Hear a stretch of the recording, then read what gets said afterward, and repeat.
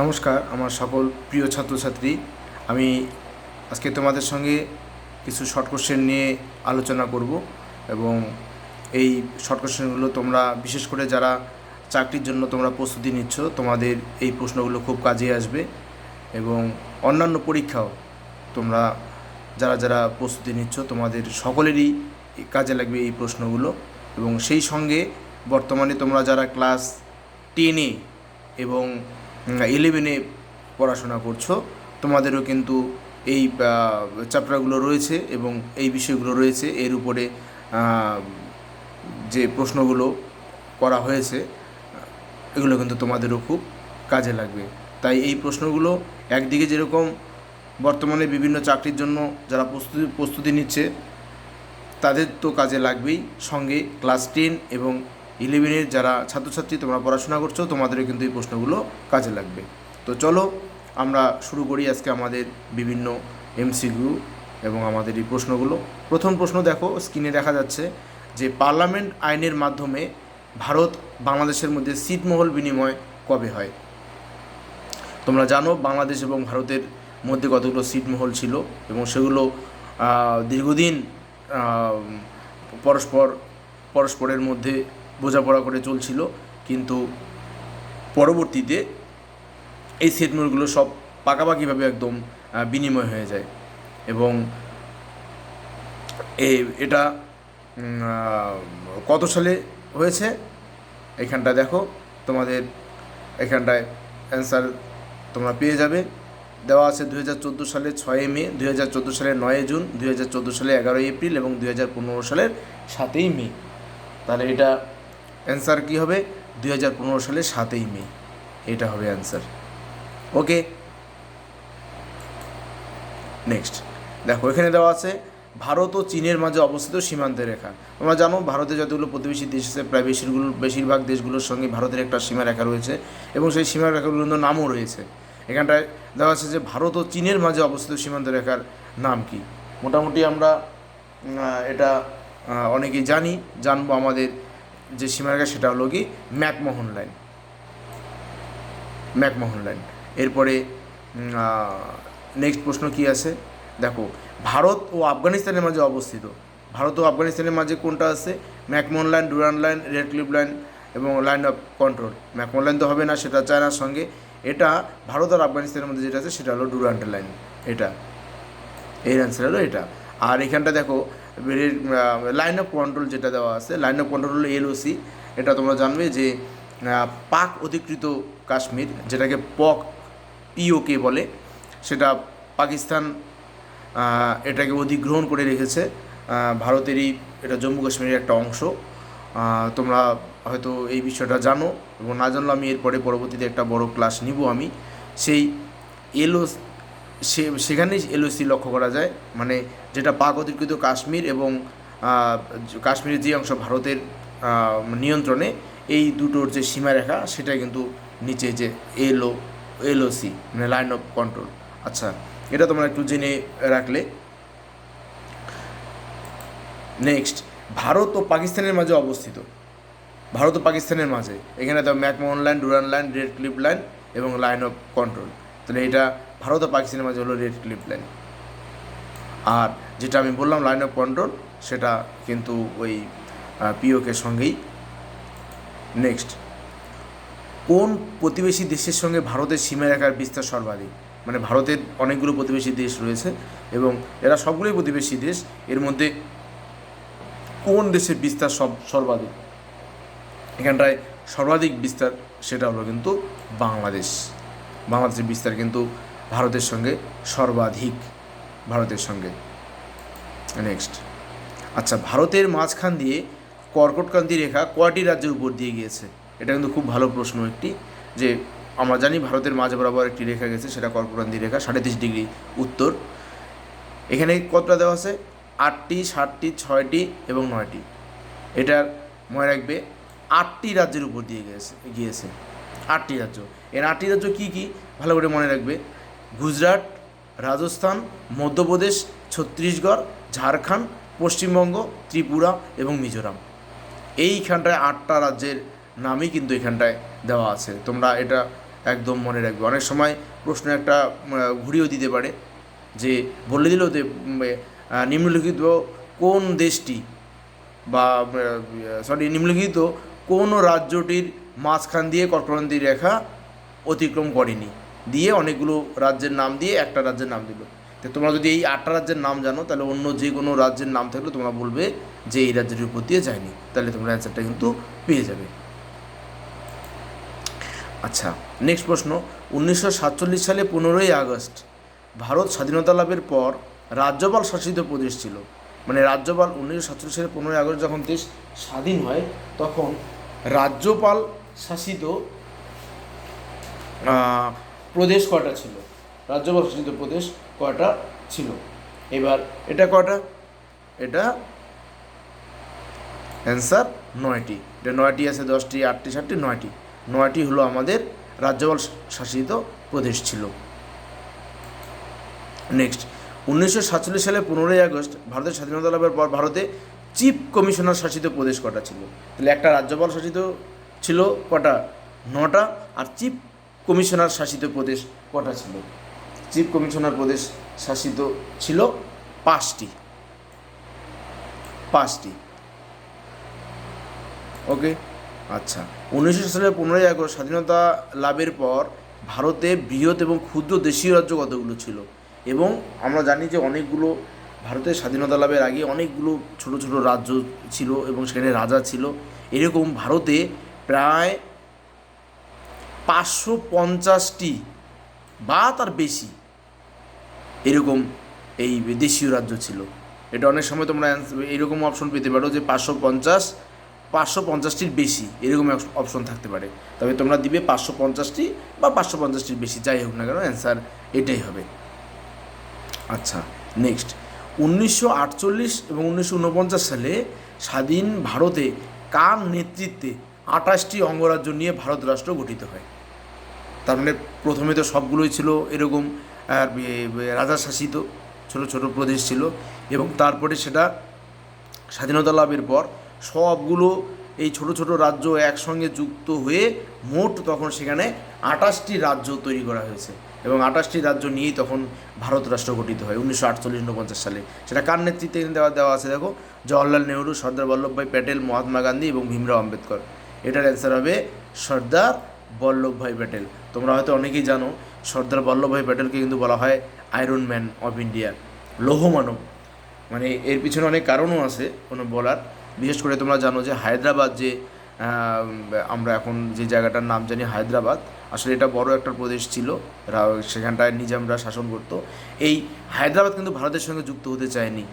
এই পাকিস্তানের মতনই সে আলাদা একদম একটা দেশ হিসেবে তৈরি হতে চেয়েছিল, কিন্তু পরবর্তীতে এই সর্দার বল্লভভাই প্যাটেলের একদম চাণক্য নীতিতে এবং তার বুদ্ধির বলে এই হায়দ্রাবাদ পুরোপুরি ভারতের সঙ্গে যুক্ত হতে পেরেছে।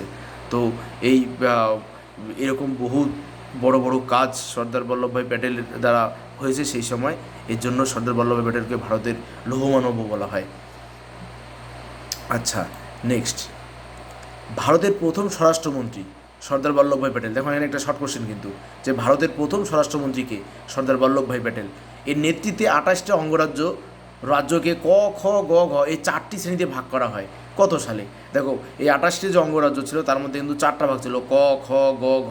এই তোমরা কিছুক্ষণ আগে হয়তো পড়েছিলে যে কতগুলো ছিল রাজ্যপাল শাসিত, কতগুলো চিফ কমিশনার শাসিত, কতগুলো এই যে এইভাবে ভাগ ছিল। তো এই 28টি রাজ্য যেটা ক, খ, গ, ঘ 4টি শ্রেণীতে ভাগ হয়েছিল, সেটা কত সালে হয়েছিল? তোমরা কিছুক্ষণ আগে দেখেছো, সেটা হলো 1948-49 সালে। আগের প্রশ্নটা দিয়েছিল। এবং দেখো এখানে নিচে তোমরা একটু দেখে নাও, আমি একটা জিনিস এখানটায় নোট করেছি যে ক তালিকাভুক্ত রাজ্য ছিল 9টি, আর খ তালিকাভুক্ত রাজ্য ছিল 8টি, আর গ তালিকাভুক্ত রাজ্য ছিল 10টি, আর ঘ তালিকাভুক্ত রাজ্য ছিল 1টি। তাহলে কটা হলো টোটাল? 9, 8, 8, 9, 17, আর 10, 27, আর 1, 28, এই 28টি রাজ্য। আচ্ছা, নেক্সট, 1956 সালে 1 নভেম্বর রাজ্য পুনর্গঠন কমিশনের সুপারিশ অনুসারে ভাষার ভিত্তিতে কয়টি রাজ্য ও কয়টি কেন্দ্রশাসিত অঞ্চল সৃষ্টি হয়?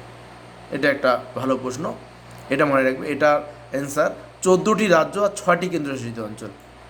অতগুলো আর দেখতে হবে না, এনে দেখো 6টি রাজ্য 14টি রাজ্য এবং 6টি কেন্দ্রশাসিত অঞ্চল নিয়ে গঠিত হয় প্রথম 1956 সালে 1 নভেম্বর। আচ্ছা, নেক্সট, কত সালে বিহারের পুরুলিয়া অংশটি পশ্চিমবঙ্গের জেলা হিসেবে যুক্ত হয়? দেখো, পুরুলিয়া কিন্তু বর্তমানে পশ্চিমবঙ্গের একটা জেলা, কিন্তু পুরুলিয়া কিন্তু আগে পশ্চিমবঙ্গের সঙ্গে ছিল না, এই বিহারের একটা অংশ ছিল। সেই বিহারের সেই অংশটিকে কেটে সেটা পশ্চিমবঙ্গের সঙ্গে কিন্তু একটা জেলা হিসেবে জুড়ে দেওয়া হয়। সেটা কত সালে জুড়ে দেওয়া হয়? এটা কিন্তু একটা ভালো প্রশ্ন, কিন্তু এটা হলো কত সালে? 1956 সালে। 1956 সালে এটা যুক্ত করে দেওয়া হয় একদম, তখন পুরুলিয়া পশ্চিমের একটা জেলা হিসেবে পরিগণিত হয়। আচ্ছা, এটা দেখো, 1957 সালে অসম রাজ্যের উত্তর পূর্ব অংশ নিয়ে গঠিত হয় একটি কেন্দ্রশাসিত অঞ্চল, যার নাম দেওয়া হয় NEFA, north eastern frontier agency. 1970 সালে এর নামকরণ করা হয়। 1970 সালে এর নামকরণ করা হয়, মানে এই যে এনইএফএ যে নাম, এর 1970 সালে তখন এর নামকরণ করা হয় উত্তর পূর্ব অংশের। এর নামকরণটা রাজ্যের নাম, সেটা কোন রাজ্য? দেখো, মিজোরাম, নাগাল্যান্ড, অরুণাচল প্রদেশ, মণিপুর, কোনটা? এখানটা অ্যান্সার হবে অরুণাচল প্রদেশ। তাহলে পরবর্তীতে নামকরণ কি হয়? অরুণাচল প্রদেশ। নেক্সট, মহীশূর পরবর্তী সময়ে এর নামকরণ হয়, কি হয় এর পরবর্তীতে নাম? মহীশূরের নাম। এই মহীশূর কিন্তু হায়দ্রাবাদ, কর্ণাটক, মাদ্রাস, মণিপুর, তবে এই হলো কর্ণাটক। তোমরা জানো সেই সময় মহীশূরে অনেক রাজারা সেখানটায় শাসন করতো, এবং সে আমরা মহীশূরের নাম শুনেছি ইতিহাসে। সেই মহীশূর পরবর্তী সময়ে নামকরণ হয় কি? কর্ণাটক। নেক্সট, আচ্ছা, দাদরা ও নগর হাভেলি এবং দমন ও দিউ, এই দুটি কেন্দ্রশাসিত অঞ্চল, দেখুন এটা দুটি কেন্দ্রশাসিত অঞ্চল আছে কিন্তু, দাদরা ও নগর হাভেলি এবং দমন ও দিউ, এই দুটি কেন্দ্রশাসিত অঞ্চল যুক্ত হয়ে দাদরা ও নগর হাভেলি, দমন ও দিউ নামে একটি কেন্দ্রশাসিত অঞ্চলে গঠিত হয়। প্রশ্নটা ভালো করে বুঝবে যে আগে দুটো ছিল কেন্দ্রশাসিত অঞ্চল, দাদরা ও নগর হাভেলি আর দমন ও দিউ। এখন এই দুটি একসঙ্গে যুক্ত হয়ে গেছে, এখন এদের পুরো নাম দাদরা, নগর হাভেলি, দমন ও দিউ। এটা কেন্দ্রশাসিত অঞ্চল হিসেবে গঠিত। এটা কত সালে হয়েছিল? এটা হয়েছিল 2020 সালে 26শে জানুয়ারি। এই সময় এই দুটো কেন্দ্রশাসিত অঞ্চল একসঙ্গে যুক্ত হয়ে একটি কেন্দ্রশাসিত অঞ্চল হয়। নেক্সট, আচ্ছা, সর্বনিম্ন সীমানাযুক্ত প্রতিবেশী দেশ কোনটি? সর্বনিম্ন সীমানাযুক্ত প্রতিবেশী দেশ, সবথেকে কম জায়গা জুড়ে আছে ভারতের সঙ্গে, সেটা হলো কি? একদম উপরে ভারতের, সেটা হলো আফগানিস্তান, রাজধানী কাবুল। নেক্সট, আচ্ছা, সার্ক আমরা জানি, এটা south Asian association for regional cooperation, এর সদর দপ্তর কোথায় অবস্থিত? সার্ক। আসলে এটা বাণিজ্যের উদ্দেশ্যে করা হয়, ভারতের প্রতিবেশী দেশগুলো সবাই মিলে যুক্ত হয়ে এটা তৈরি হয় সার্ক। আচ্ছা, এর সদর দপ্তর নেপালের রাজধানী কাঠমান্ডুতে। নেক্সট, আচ্ছা, ইন্দিরা পয়েন্ট অবস্থিত, ইন্দিরা পয়েন্ট কোথায়? বঙ্গোপসাগরে, আরব সাগরে, ভারত মহাসাগরে, হুগলি নদীতে। এটা তোমরা ম্যাপের মধ্যে দেখে নিবে একবার। ইন্দিরা পয়েন্ট একদম আন্দামান নিকোবর দ্বীপপুঞ্জের শেষের দিকে একটা ছোট বিন্দু, সেটা হলো কি? বঙ্গোপসাগরে। নেক্সট, ভারতের প্রবেশদ্বার বলা হয়, ভারতের প্রবেশদ্বার কোনটি? ভারতের প্রবেশদ্বার কাকে বলা হয়? ভারতের প্রবেশদ্বার বলা হয় মুম্বাইকে। আচ্ছা, মুম্বাই কোন সাগরের তীরে? মুম্বাইও কিন্তু আরব সাগরের তীরে, মুম্বাই আরব সাগরের তীরে। ভারতের মূলধনের রাজধানী এটাই, এই মুম্বাই বিখ্যাত শহর ভারতের একটি। আর ভারতের হৃদয়, হার্ট অফ ইন্ডিয়া বলা হয় এখানটায় কোন জায়গাকে? দেখো, মধ্যপ্রদেশ, উত্তরপ্রদেশ, দিল্লি, মুম্বাই, একে ভারতের হৃদয় বলা হয়। ভারতের হৃদয় বলা হয় একদম ভারতের মাঝখানে মধ্যপ্রদেশকে, যেটাকে আমরা বলি এমপি, মধ্যপ্রদেশকে। আচ্ছা, পঞ্চনদীর দেশ বলে, পঞ্চনদীর দেশ, এবার পঞ্চনদীর দেশ কাকে বলা হয়? পঞ্চনদীর দেশ বলা হয় পাঞ্জাবকে, কারণ এখানে অনেকগুলো নদী আছে আমরা জানি, শতদ্রু, বিপাশা, ইরাবতী, চন্দ্রভাগা, বিতস্তা, এরকম পঞ্চনদীর দেশ বলে পাঞ্জাবকে। আচ্ছা, মেঘালয় রাজ্যের নামকরণ করেন? মেঘালয় রাজ্যের, আমরা জানি ভারতের উত্তর পূর্ব অংশে যে 7 স্টেট রয়েছে তার মধ্যে একটি হলো মেঘালয়। এই মেঘালয় রাজ্যের নামকরণ কি করেন? একজন বিখ্যাত ভূগোলবিদ পশ্চিমবঙ্গের শিবপ্রসাদ চট্টোপাধ্যায়, শিবপ্রসাদ চ্যাটার্জি বা চট্টোপাধ্যায়, উনি মেঘালয় রাজ্যের নামকরণ করেন। আচ্ছা, রামেশ্বরম একটা বিখ্যাত একটা জায়গা। এই রামেশ্বরম অবস্থিত ভারতের উত্তরে, ভারতের দক্ষিণে, ভারতের পূর্বে এবং ভারতের পশ্চিমে।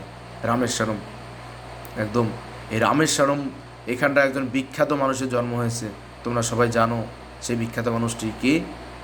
Doctor APJ Abdul Kalam. APJ Abdul Kalam জন্ম কিন্তু সে রামেশ্বরমে। তাহলে কোথায়? তামিলনাড়ুর একদম নিচে, সেটা একদম শ্রীলঙ্কা এবং তামিলনাড়ু থেকে যে শ্রীলঙ্কা যাওয়ার যে সমুদ্র, সেখানটায় কিন্তু একটা ছোট দ্বীপ, সেটা হলো রামেশ্বরম। তার মানে এটা ভারতের কোন দিকে হবে? অবশ্যই ভারতের দক্ষিণে, এই রামেশ্বরম।